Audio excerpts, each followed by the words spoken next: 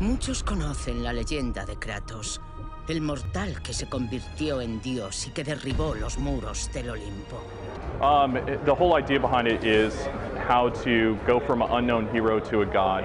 And so with that, you'll have leveling up and progression, over a long period of time. And then you'll have different matches that you can go into and try out and play against other players. The whole idea, the whole wrapper behind multiplayer is more of a plaything for the gods.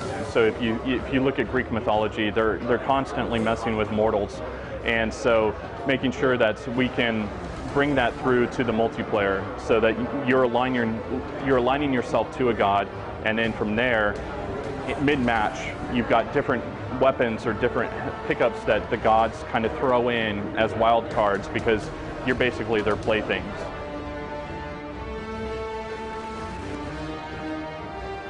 In the gameplay that we just saw, it was 8 players, 4 on 4 teams.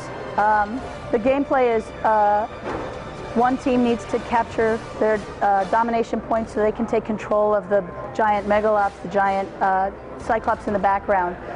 So they're on a side, the other team's on a side, and so they challenge each other to gain domination of the points in order to gain control of the cyclops, so that the winning team who gets both points gets to be the victor of the set and execute the giant megalops. Right now we're just showing 2, which are the sword and hammer, and each one of them kind of have their own unique specials and fighting styles.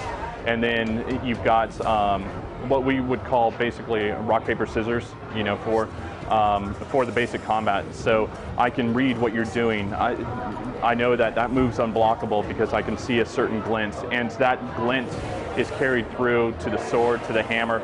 We just want to make sure that players can easily read, I know what you're going to do. Okay, I want to do this because then it puts me into position so I can take you down. So just like traditional fighting games like Street Fighter or Tekken or something like that, there's a certain dance that happens between the 2 characters, and that's what we're aiming for.